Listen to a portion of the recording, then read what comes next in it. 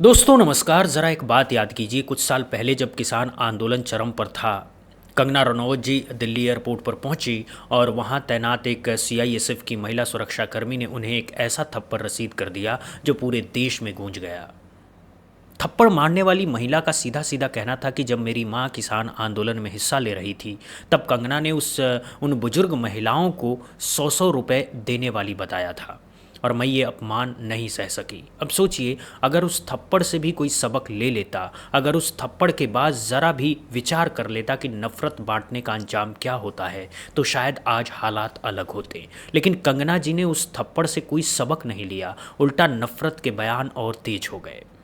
कभी किसानों को खालिस्तानी बोला गया, कभी ऐतिहासिक तथ्यों को अपनी सुविधा के मुताबिक मरोड़ा गया और अब हद तब हो गई जब देश की पूरी जिंजी पीढ़ी को, यानी करोड़ों करोड़ों बच्चों को गटर छाप कह दिया गया। यहाँ एक पुरानी कहावत है, थप्पड़ से भी अगर कोई ना सुधरे तो एक दिन बाद जूते तक पहुँच जाती है। और आज खुद बाबा रामदेव ने खुले मन से यही चेतावनी दे दी है कि जो लोग हिंदू मुस्लिम करके देश में नफरत फैला रहे हैं, जो लोग युवाओं का अपमान कर रहे हैं, उनकी धोती एक दिन जनता ही खोलेगी, उन पर एक दिन जूते ही पड़ेंगे। नमस्कार दोस्तों, स्वागत है आपका। आज हम इसी अजीबोगरीब हवा के बदलाव पर बात करेंगे कि आखिर वो बाबा रामदेव जो पिछले 12 साल से सत्ता की गोद में बैठे नजर आते थे, आज अचानक धर्मगुरुओं और बीजेपी सांसदों की धोती खोलने पर उतारू क्यों हो गए हैं।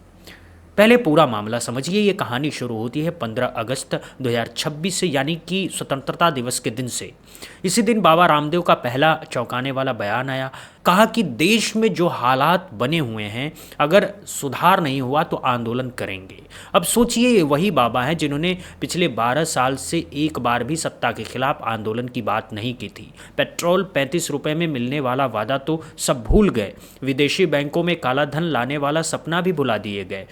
हर भारतीय को 15 लाख मिलने की बात तो हवा ही हो गई, लेकिन बाबा चुप रहे। कोविड के वक्त पतंजलि की कोरोनिल विवाद हुआ, बाबा चुप।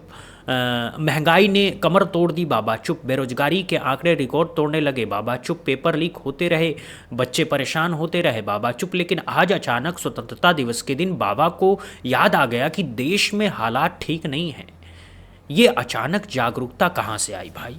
दूसरा बयान और भी दिलचस्प था। कहा कि देश में न हिंदू खतरे में है, न मुसलमान खतरे में है। अगर कोई खतरे में है तो देश का भविष्य खतरे में है, देश के बच्चे खतरे में हैं। ये बात बिल्कुल सच है, इसमें कोई शक नहीं है। लेकिन यही बात पिछले 12 साल से लोग कह रहे थे, तब क्यों नहीं सुनाई दी? जब स्कूलों में शौचालय नहीं थे तब क्यों नहीं याद आया कि बच्चे खतरे में हैं? जब पेपर लीक हो रहे थे तब क्यों नहीं याद आया कि बच्चे खतरे में हैं? जब जंतर मंतर पर बच्चों पर पैलेट गन चल रही थी तब क्यों नहीं याद आया कि बच्चे खतरे में हैं? इस चिंता का दौरा ठीक 15 अगस्त के आसपास क्यों पड़ा? ये सवाल पूरा देश पूछ रहा है। लेकिन असली धमाका तो तब हुआ जब बाबा रामदेव टीवी भारतवर्ष के सत्ता सम्मेलन में उत्तराखंड पहुंचे और वहां मंच से खुले तौर पर कहा कि जो सनातनी और धर्माचार्य मुसलमानों को पाकिस्तान भेज देने जैसे बयान देते हैं वो गलत कर रहे हैं। कहा कि देश में हिंदू मुस्लिम नहीं होने चाहिए, भारत स्वभाव से ही हिंदू राष्ट्र है, हमारे मुसलमान भाई भी हिंदुस्तान जिंदाबाद ही कहते हैं। अब जब एंकर ने पूछा कि आप ये बात धीरेन्द्र शास्त्री और रामभद्राचार्य को क्यों नहीं समझाते, जो लगातार ऐसे बयान देते रहे, तो बाबा का जवाब सुनकर के मुंह खुला का खुला रह जाएगा आपका।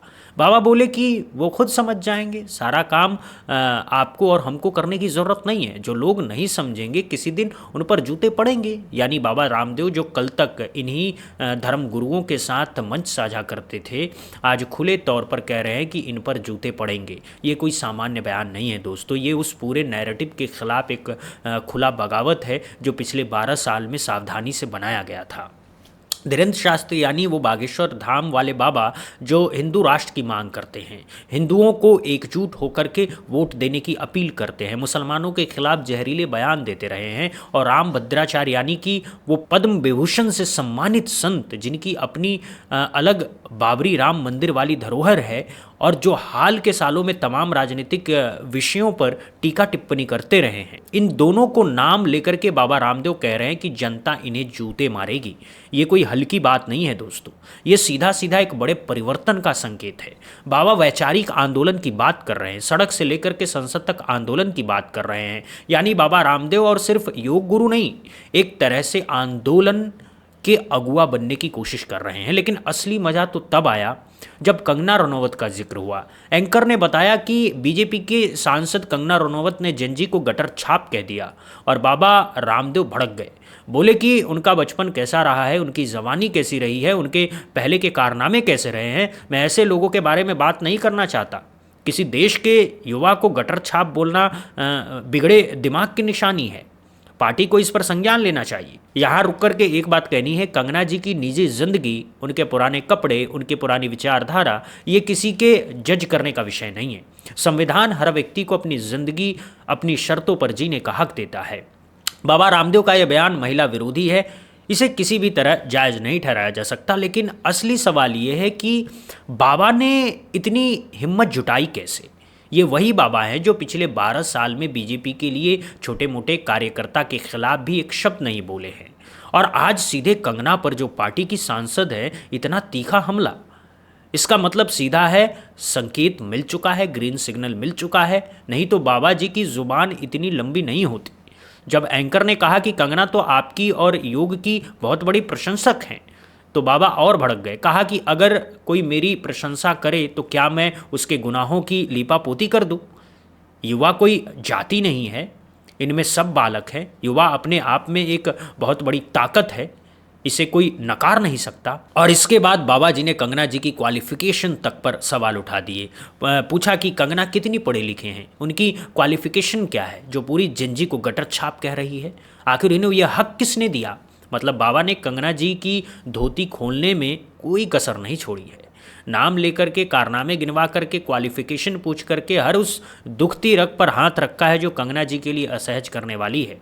और मज़ेदार बात यह है कि इस पूरे हमले में बाबा ने खुद को बचाए रखा, अपनी छवि पर आंच नहीं आने दी, लेकिन कंगना जी को ऐसे कटघरे में खड़ा कर दिया कि अब वो कहीं कुछ मुंह दिखाने लायक नहीं रहेंगी। ये है असली राजनीतिक चतुराई।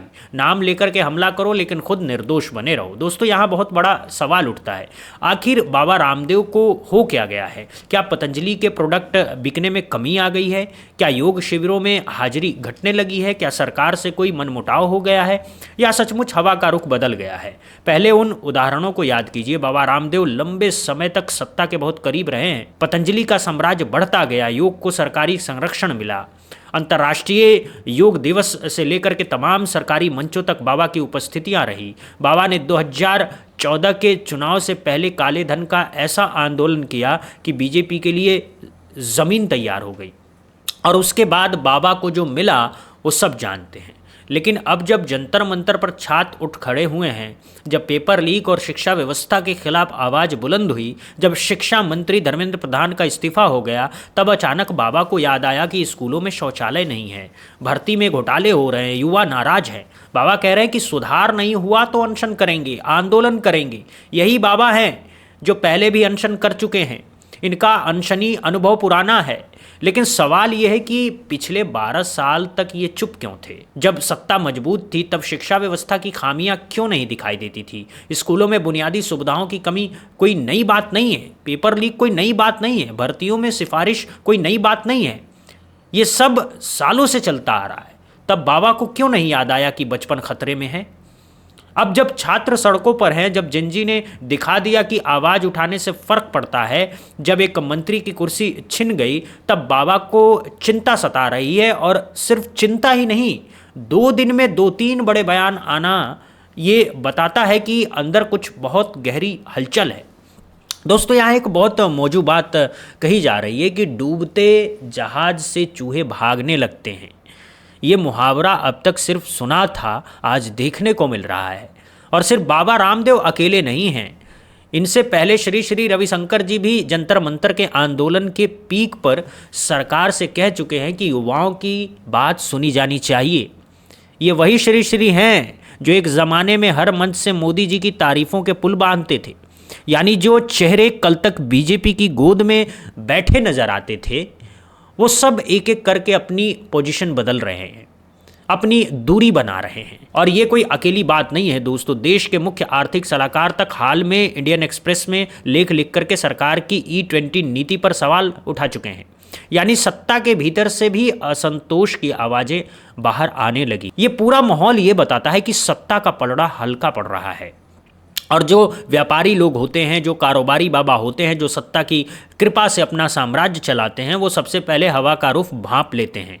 ये किसी के सगे नहीं होते, ये उसी के सगे होते हैं जिसके पास सत्ता होती है। जब लगता है कि सत्ता का पलड़ा भारी है तो सारे स्वार्थी उसी तरफ बहते हैं, लेकिन जब पलड़ा हल्का पड़ने लगे तो उसी रफ्तार से लौटने लगते हैं। दोस्तों, बाबा रामदेव का ये तर्क बहुत दिलचस्प है कि युवाओं का अपमान बिगड़े हुए दिमाग की निशानी है। बात एकदम सही है। कोई भी समझदार व्यक्ति अपने ही देश की पूरी पीढ़ी को गटर छाप नहीं बोलेगा, लेकिन ये बात कंगना ने अपने मन से नहीं कही होगी, ये स्क्रिप्ट कहीं और लिखी गई होगी। बस पढ़ने का जिम्मा कंगना जी ने ले लिया। कंगना जी की नॉन सीरियस छवि पहले से बनी हुई है। हर दूसरे दिन कोई ना कोई विवादित बयान देना, फिर पलटी मार देना, ये उनकी आदत बन चुकी है। किसानों को खालिस्तानी बोलना, फिर मुकर जाना, ऐतिहासिक तथ्यों को तोड़ मरोड़ करके पेश करना, फिर सफाई देना, जंजी को गटर छाप कहना, फिर एसेट बताना, ये सारे विरोधाभास एक ही व्यक्ति के मुंह से निकलते हैं। और इसीलिए कंगना जी की विश्वसनीयता खत्म हो चुकी है। और यही वजह है कि अब बाबा रामदेव को खुली छूट मिल गई है कि जो चाहो बोलो, हम पीछे नहीं आएंगे। एक जमाना था जब कंगना जी को स्मृति ईरानी की सब्स्टिट्यूट माना जाता था। स्मृति जी की धारदार भाषा को दोहराने की उम्मीद थी उनसे, लेकिन कंगना जी ने बिना सोचे समझे बयानबाजी करके अपनी पूरी छवि ही चौपट कर ली। अब पार्टी भी उन्हें प्रोटेक्ट नहीं कर पा रही है, क्योंकि प्रोटेक्ट करने का मतलब है पूरे देश के युवाओं को अपने खिलाफ करना, और इतना बड़ा जोखिम कोई पार्टी नहीं ले सकती। दोस्तों, बाबा रामदेव के इस बदलते हुए तेवर के पीछे एक और थ्योरी है। वो ये है कि बीजेपी के अंदर पावर डायनेमिक्स बदल रही है। 2029 के चुनाव आने में 3.5 साल है। उस वक्त प्रधानमंत्री जी की उम्र 80 के करीब पहुंच जाएगी। संघ के भीतर अगले चेहरे की तलाश शुरू हो चुकी है। जब जंजी अपनी लीडरशिप ढूंढ रही है, तब क्या संघ भी उसी दिशा में सोच रहा है? बाबा रामदेव जैसे लोग जो सत्ता के गलियारों की खबरें अंदर तक रखते हैं, शायद इन्हें कोई भनक लग गई है कि हवा किसी तरफ बहने वाली है। इसीलिए बयानों में इतना बड़ा बदलाव आया है। पहले सरकार की तारीफ करते हुए नजर आते थे, अब सरकार को नसीहत दे रहे हैं। पहले बीजेपी की हर फैसले का बचाव करते थे, अब बीजेपी की सांसद की धोती खोल रहे हैं। यहाँ एक बात और गौर करने वाली है, बाबा रामदेव ने अपने बयानों में सरकार की सीधी आलोचना बहुत सोच समझ करके की है। पूरी तरह से खिलाफ नहीं गए, बीच में सरकार की तारीफ भी कर देते हैं, 2-4 अच्छे शब्द भी बोल देते हैं। ये उनका बैलेंस बनाने का तरीका है, धीरे धीरे पोजीशन बदलना, ताकि अगर हवा फिर पलट जाए तो वापसी का रास्ता खुला रहे। ये चतुर व्यापारी की सामान्य रणनीति है। लेकिन जनता अब समझदार हो चुकी है। जनता स्क्रीनशॉट का ज़माना जी रही है। पुराने बयान एक क्लिक में सामने आ जाते हैं। बाबा के आज के बयान कल के बयानों से मेल नहीं खाते हैं, और ये देख करके सोशल मीडिया पर बड़े मजे लिए जा रहे हैं। दोस्तों, अब सोचिए ज़रा कि बाबा रामदेव की चेतावनी की गंभीरता क्या है। बाबा कह रहे हैं कि सुधार नहीं हुआ तो अनशन करेंगे, आंदोलन करेंगे। अगर सचमुच बाबा रामदेव सड़क पर उतरे तो ये सरकार के लिए बहुत बड़ी मुसीबत होगी, क्योंकि बाबा के करोड़ों अनुयायी हैं। इनकी हर बात लाखों लोगों तक पहुंचती है। इनका अपना मीडिया चैनल है, अपना यूट्यूब है, अपना संगठन है। अगर ये आंदोलन करेंगे तो जंतर मंतर से भी बड़ा हल्ला मचेगा, और तब सत्ता के पास कोई जवाब नहीं होगा। इसीलिए माना जा रहा है कि बाबा की ये चेतावनी सिर्फ शब्दों तक सीमित नहीं है, इसके पीछे एक बड़ी रणनीति है। बाबा हवा को अपनी तरफ मोड़ने की कोशिश कर रहे हैं, ताकि जब बदलाव आए तो वो उनमें फिट बैठ सके, ताकि नई सत्ता आए तो वो उसके करीब हों। ये पुरानी रणनीति है, ये पुराने कारोबारी सूत्र है। इसमें कोई नई बात नहीं है, लेकिन बात नई इसलिए है क्योंकि पहली बार बाबा जैसे शख्स इतना खुले तौर पर सत्ता से दूरी बनाता दिख रहा है। पहले कभी ऐसा नहीं हुआ। दोस्तों, इस पूरे मामले में जो सबसे बड़ी और सबसे खूबसूरत बात वो ये है कि इन सब बदलावों का असली सूत्रधार कौन है? जेनजी और जेन अल्फा, यानी कि हमारे देश के वो बच्चे और युवा जिन्होंने सड़क पर उतर करके सत्ता को हिला दिया, जिन्होंने दिखा दिया कि जब आवाज़ उठाई जाए तो मंत्रियों की कुर्सियां हिल जाती हैं, आईटी सेल क्रैश करता है, गोदी मीडिया की स्क्रिप्ट फेल हो जाती है, और सबसे बड़ी बात, बाबा और गुरु अपने आसन बदलते हैं। ये असली लोकतंत्र की जीत है दोस्तों। ये जनजी शक्ति की जीत है। जब जनता जागती है तो सत्ता को झुकना पड़ता है, और जब उस झुकाव को देख करके करीबी लोग भी अपनी पोजीशन बदल लेते हैं। बाबा रामदेव इसका जीता जागता उदाहरण है। और अब देखने की बात यह है कि ये बदलाव स्थायी है या फिर हवा बदलते ही बाबा फिर से अपने पुराने सुर में लौट आएंगे। क्योंकि जो शख्स एक बार अपने फ़ायदे के लिए पाला बदल सकता है वो दूसरी बार भी बदल सकता है। बाबा की विश्वसनीयता अब खुद सवालों के घेरे में है। जनता पूछ रही है, वाकई देश की चिंता है या पतंजलि के प्रोडक्ट्स की? वाकई युवाओं की परवाह है या अपने कारोबार की? वाकई बचपन खतरे में दिख रहा है या फिर सत्ता का पलड़ा हल्का दिख रहा है? जवाब आने वाले महीनों में साफ हो जाएंगे। अगर बाबा वाकई सड़क पर उतरे, अगर वाकई अनशन किया, तो मानेंगे कि हाँ, चिंता असली थी। अगर सिर्फ बयानबाजी तक ही रुक गए तो साफ है कि ये सब मौसम देख करके बोला गया था। दोस्तों, अंत में मैं कहूँगा कि कंगना रनौत की कहानी हमें बहुत बड़ा सबक देती है। जब कोई व्यक्ति दूसरे के प्रति नफरत का बीज बोता है तो एक दिन वही नफरत उसके पास वापस लौटती है। कंगना ने किसानों को अपमानित किया तो एक थप्पड़ पड़ा।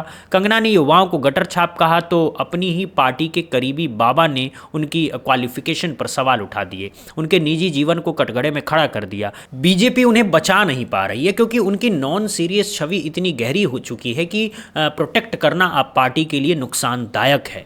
ये सिखाता है कि नफरत का व्यवसाय लंबे समय तक नहीं चल सकता। एक न एक दिन गुब्बारा फूटता है, एक न एक दिन जनता आईना दिखाती है और उस दिन कोई नहीं बचता। जो बचाव करने वाले थे वही सबसे पहले किनारे कर लेते हैं। बाबा रामदेव का कंगना पर हमला इसी सच्चाई का जीता जागता उदाहरण है। कल तक जो एक ही पाले में खड़े थे आज एक दूसरे के आमने सामने हैं। ये है सत्ता की मजबूरी, ये है राजनीति का सच। तो आप बताइए कमेंट में, आपको क्या लगता है? क्या बाबा रामदेव का ये बदलता हुआ रूप असली है या मौसम देख करके है? क्या धीरेन्द्र शास्त्री और रामभद्राचार्य जैसे धर्मगुरुओं पर बाबा का हमला जायज है? क्या कंगना रनौत को अपने बयान के लिए माफ़ी मांगनी चाहिए? और सबसे बड़ी बात, क्या बीजेपी के करीबी माने जाने वाले चेहरे एक एक करके अब सचमुच किनारा करने लगे हैं? आपकी राय हमारे लिए बहुत ज़रूरी है, ज़रूर लिखिएगा। वीडियो पसंद आया हो तो लाइक कीजिए, चैनल को सब्सक्राइब कीजिए, घंटी दबाना बिल्कुल मत भूलिएगा ताकि हर बड़ी और सच्ची खबर सबसे पहले आप तक पहुंचती रहे। मिलते हैं जल्दी ही एक और बड़ी खबर के साथ, तब तक के लिए जय हिंद, जय भारत, वंदे मातरम।